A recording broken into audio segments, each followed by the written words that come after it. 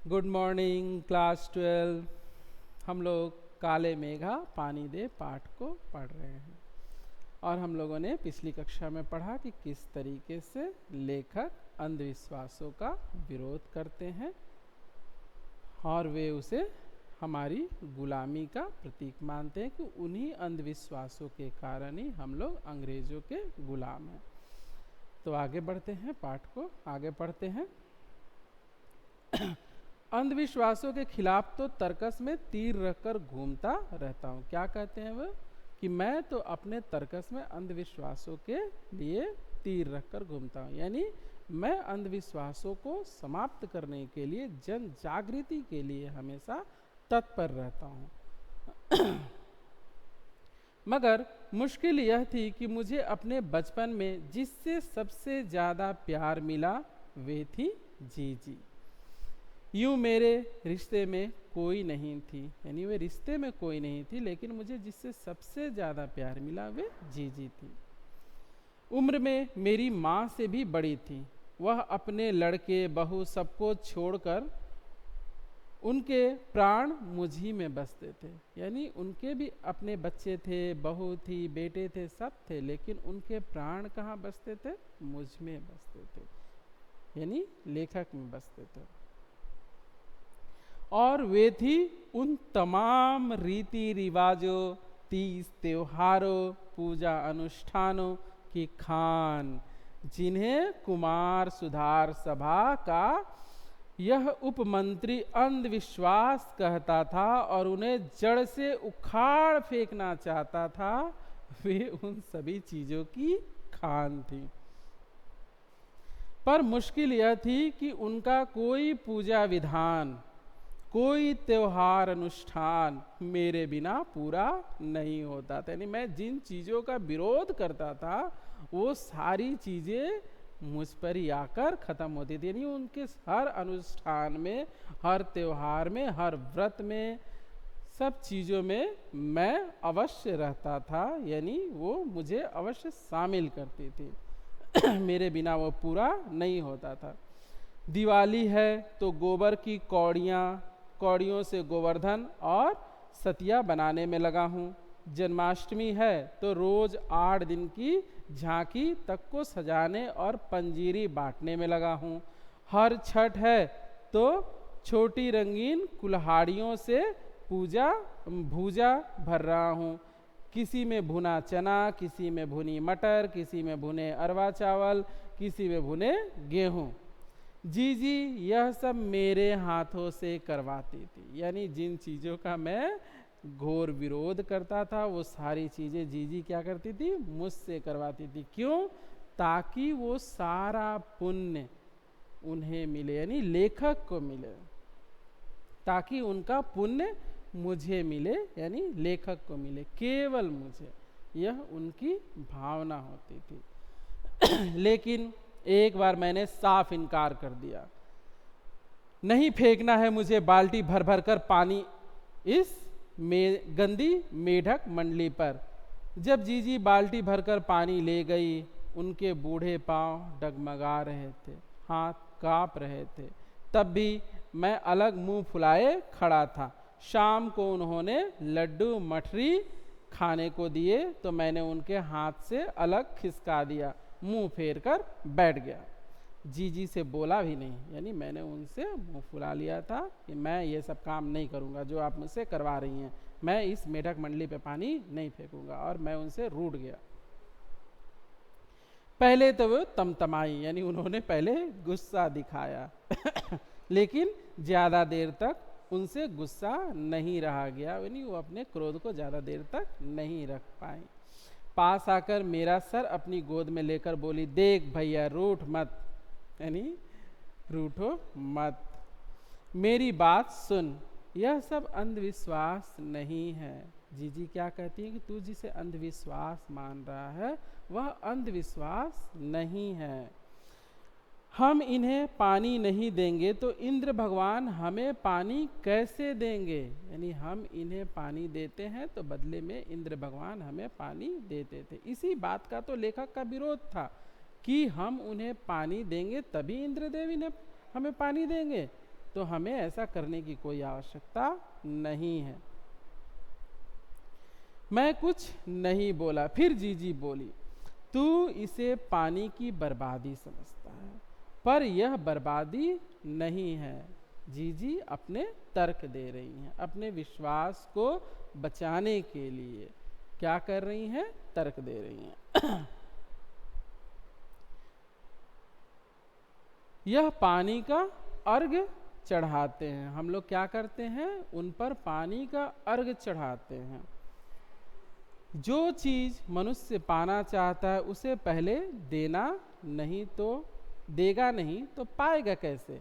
इसलिए ऋषि मुनियों ने दान को सबसे ऊंचा स्थान दिया। हमारे जो ऋषि मुनि थे वो क्या कहते हैं? दान सबसे अच्छा होता है। नहीं, जितना आप दान अपने सामर्थ्य के अनुसार करेंगे उतना ही आपको पुण्य मिलेगा, उतनी ही ज्यादा आपको बरकत होगी। ऋषि मुनियों को काहे बदनाम करती हो जीजी? क्या उन्होंने कहा था कि जब आदमी बूंद बूंद पानी को तरसे तब पानी कीचड़ में बहाओ? यह लेखक अपना तर्क दे रहे हैं। क्या ऋषि मुनियों को बदनाम करना जरूरी है? क्या उन्होंने ऐसा कहा था कि जब आपके पास पानी ना हो तो भी यह संकट के समय इकट्ठा करके रखा गया पानी इस मेढक मंडली पे फेंक दो? ऐसा उन्होंने तो नहीं कहा है, तो उन्हें क्यों बदनाम कर रही हो? कुछ देर चुप रही जीजी, फिर मठरी मेरे मुंह में डालती हुई बोली, देख, बिना त्याग के दान नहीं होता। यानी वो अपना अब तर्क दे रही हैं क्या? कि बिना त्याग के दान नहीं होता। जो चीज तुम्हारे पास है उसमें से अगर तुमने थोड़ा सा दान कर दिया, मान लीजिए आपके पास हजारों लाखों रुपए हैं और आपने उसमें से 1 रुपया दान कर दिया, तो आपने क्या दान किया? कुछ भी दान नहीं किया।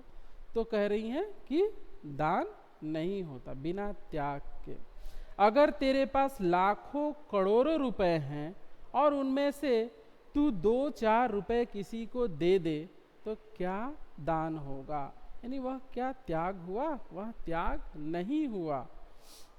त्याग तो वह होता है कि जो चीज तेरे पास भी कम है, नहीं है वो चीज, थोड़ी सी है, जिसकी तुझे भी ज्यादा जरूरत है, तो अपनी जरूरत पीछे रखकर दूसरों के कल्याण हेतु, दूसरों की भलाई के लिए उसे तू त्याग दे, अर्थात उसे दे तो वह त्याग होता है। यह होता है त्याग। तुम्हारे पास करोड़ों रुपए हैं, उसमें से तुमने 10 रुपया दान कर दिया, लो हम 10 रुपया का दान करते हैं, वह त्याग नहीं है, ना ही वह दान है। त्याग क्या होता है? जिस चीज की तुम्हें आवश्यकता है, जो तुम्हारे पास सीमित संख्या में है, और किसी दूसरे को अर्थात जन कल्याण के लिए, लोगों की भलाई के लिए, उनके लाभ के लिए, मतलब जिसे जन कल्याण होता है, उसके लिए अगर तुम उस चीज का दान कर देते हो तो वह त्याग होता है, उसे त्याग कहते हैं।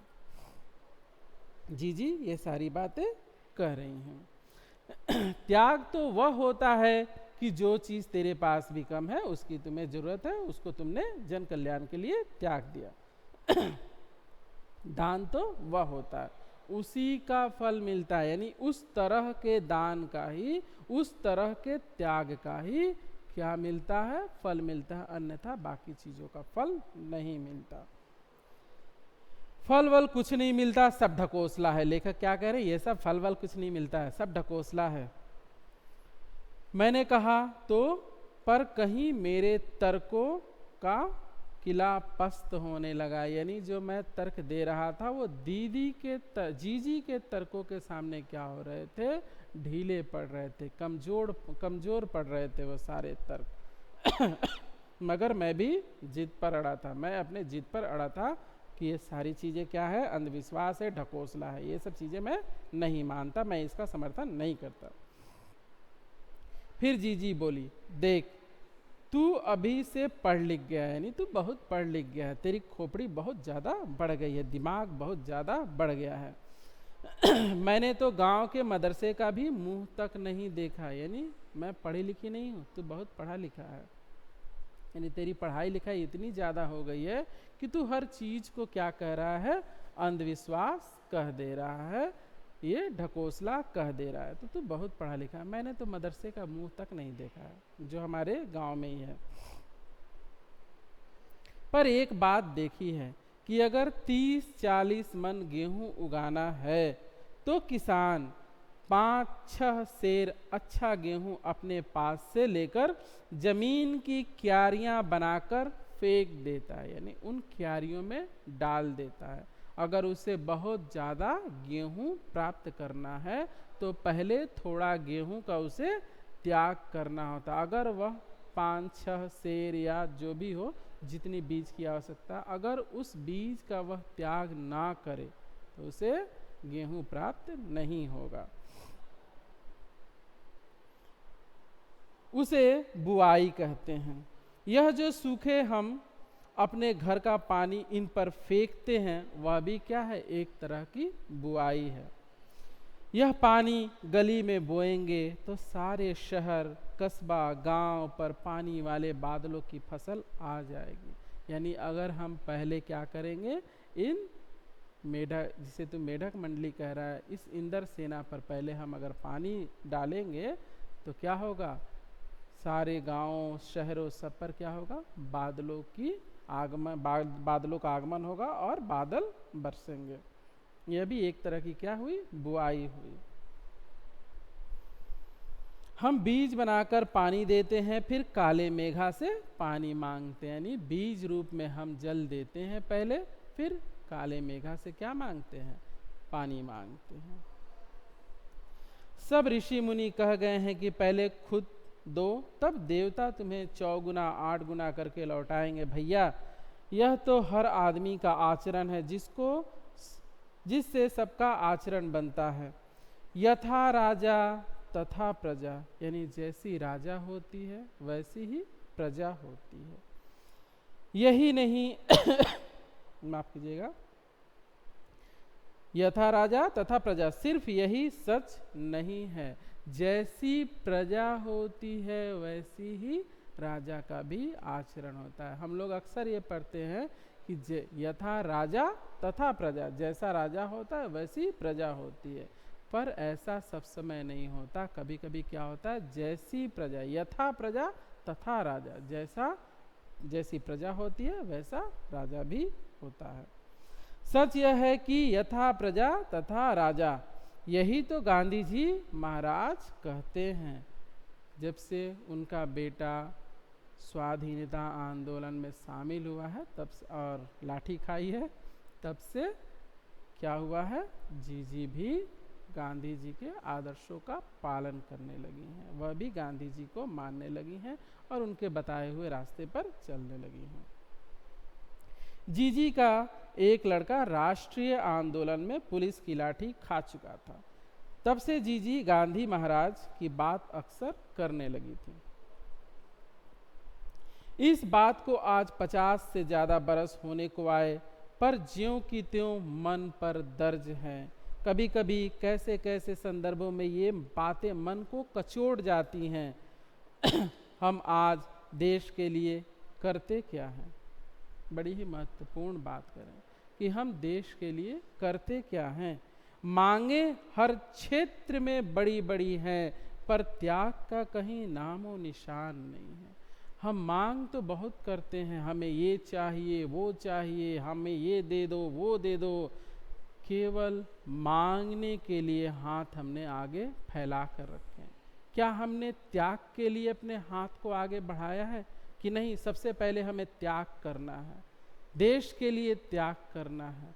यह भावना आज लुप्त सी हो गई है। एक तरह से सत्य है कि यह लुप्त सी हो गई है। त्याग की भावना समाप्त हो गई है और उसके स्थान पर निजी स्वार्थ ने सबके हृदय में अपना स्थान बड़ी मजबूती से बना दिया। हम अपने स्वार्थ के अतिरिक्त बाकी कोई चीज़ों पर ध्यान नहीं देते। बस हमारा स्वार्थ जहाँ सिद्ध होता है हम बस उसी की बात सुनते हैं और मानते हैं। जहाँ हमारा स्वार्थ सिद्ध नहीं होता हम उसकी बात न सुनते हैं न मानते हैं। हम बस लेना जानते हैं, देना हमें नहीं आता। तो लेखक क्या कह रहे हैं कि मांगे हर क्षेत्र में बड़ी बड़ी हैं, पर त्याग का कहीं नामो निशान नहीं है। अपना स्वार्थ आज एकमात्र लक्ष्य रह गया है। बस अपना स्वार्थ, हमें बस ये चाहिए, मुझे ये दे दो, बस मुझे ये चाहिए, मुझे सड़क चाहिए, मुझे बिजली चाहिए, मुझे पानी चाहिए, मुझे नौकरी चाहिए, मुझे रोजगार चाहिए, मुझे ये चाहिए, मुझे वो चाहिए, मुझे हर चीज़ चाहिए, बस चाहिए, बस दो, बस मुझे दो, मैं तुम्हें कुछ नहीं देने वाला, मैं केवल लूँगा, बस मुझे चाहिए ही चाहिए। तो हमारा लक्ष्य क्या हो गया है? बस स्वार्थ ही हमारा एकमात्र लक्ष्य हो गया है। हम चटखारे लेकर इनके या इन उसके भ्रष्टाचार की बातें तो करते हैं, पर कभी हमने जांचा कि अपने स्तर पर, अपने दायरे में हम उसी भ्रष्टाचार के अंग तो नहीं बन रहे हैं। हम बड़ी बड़ी बातें करते हैं, हम मतलब हम जनता बड़ी बड़ी बातें करते हैं भ्रष्टाचार की, ये हो गया, वो देश में ये चीज़ हो गया, वो चीज़ हो गया। हम कितना कर रहे हैं उसके लिए? हमें उससे कोई मतलब नहीं है। हमारा स्वार्थ बस सिद्ध होना चाहिए। भ्रष्टाचार की बातें करेंगे लेकिन भ्रष्ट आचरण हम करेंगे। हम दिखाएंगे दुनिया को कि हम बड़ी बातें करना जानते हैं, भ्रष्टाचार बहुत बुरा है, ये है। जैसे ही मौका मिलता है दे दो, दे दो तो काम होगा, वरना नहीं होगा। बस दे दो, लेने के लिए बस भिखारी की तरह हाथ सामने करके रखा है। कभी देने के लिए भी होना चाहिए कि मैं ये त्याग करता हूँ भ्रष्टाचार पर, केवल बातें ही नहीं करूँगा, उसे अपने आचरण में ले आऊँगा, ना स्वयं भ्रष्टाचार करूँगा, ना दूसरों को भ्रष्टाचार करने दूंगा। लेकिन ऐसा नहीं है, हम केवल बातें करना जानते हैं, उसे रोकना हमारे लिए संभव नहीं। क्यों? क्योंकि उससे हमारा निजी स्वार्थ गड़बड़ा जाएगा ना। हमें अपना स्वार्थ देखना है, हमें अपने काम देखने, हमें अपने लाभ देखने हैं, तो उसके लिए देश कोई मतलब नहीं है। हमें बस अपना लाभ चाहिए, हमें अपना स्वार्थ सिद्धि चाहिए। उसके लिए भ्रष्ट आचरण करना पड़ा तो करेंगे ही। तो ये लोगों की भावना बनती जा रही है। काले मेघा दल के दल उमड़ रहे हैं, पानी झमाझम बरसता है, पर गगरी फूटी की फूटी रह जाती है और बैल प्यासे के प्यासे रह जाते हैं। कितनी महत्वपूर्ण बात करें कि हमारे देश में संसाधनों की कोई कमी नहीं है।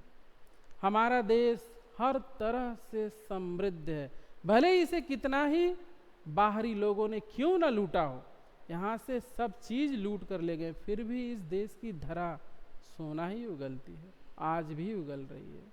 तो इस देश में संसाधनों की कमी नहीं है। भ्रष्टाचार ने सबको अपने आगोश में ले लिया, सबको अपने मुट्ठी में बंद करके रखा है, जिसके चलते जनमानस तक, जन सामान्य तक वह लाभ नहीं पहुंच पाता और रास्ते से ही वह गायब हो जाता है। जैसे काले मेघा बरसने तो आते हैं लेकिन रास्ते से ही बिना बरसे गायब हो जाते हैं, उसी तरह से इस देश में संसाधनों की कोई कमी नहीं है, सब कुछ है इस देश में, फिर भी जन सामान्य त्राही त्राही कर रहा है, उसके पास चीज़ें नहीं पहुंचती हैं, और पहुंचती भी है तो इतनी थोड़ी जैसे ऊंट के मुंह में जीरा। आखिर कब बदलेगी यह स्थिति? यक्ष प्रश्न है। कब बदलेगी यह स्थिति? जब तक हम निजी स्वार्थ में जकड़े रहेंगे, बस अपना लाभ देखते रहेंगे, तब तक यह स्थिति नहीं बदलने वाली। चाहे आप कितनी भी बड़ी बड़ी बातें कर लीजिए, बड़े बड़े भाषण दे लीजिए, बड़ी बड़ी किताबें लिख दीजिए, कुछ भी कर लीजिए, डिबेट कर लीजिए, सब व्यर्थ है। जब तक स्वयं की इच्छाओं का, जब तक स्वयं के स्वार्थों का त्याग नहीं करेंगे, स्थितियां नहीं बदलने वाली। हमें भ्रष्टाचार के खिलाफ निस्वार्थ भाव से लड़ना, एकदम आंखों पर पट्टी बांध कर नहीं कि ये मेरा है, इसके ये तो अच्छा है, मेरे लायक है, मेरा साथ देता है, मेरे लिए है, ये सब नहीं देखना है। एकदम एक, भगवान ने आंखें दो दी है, दिखता एक ही है। तो सब चीज़ें हमें एक ही दिखाई देंगी जब उस दृष्टि से हम प्रेरित हो जाएंगे, जब वो हमारी दृष्टि बन जाएगी, जब हमारी आंखों से स्वार्थ का चश्मा हट जाएगा, तब ये स्थितियाँ बदलने लगेगी। जब तक ये स्वार्थ का चश्मा अपने आंखों पर चढ़ा कर रखेंगे, अपने दिल में स्वार्थ को बसा के रखेंगे, ये स्थितियाँ ना तो बदलेंगी, ना ही कोई बदलने वाला आएगा। हमें स्वयं आना पड़ेगा, हम लोगों को स्वयं आगे आकर अपने स्वार्थों का त्याग करके इन स्थितियों को बदलना होगा, तभी देश का कल्याण होगा। मिलते हैं अगली कक्षा में और पढ़ते हैं आगे का भाग।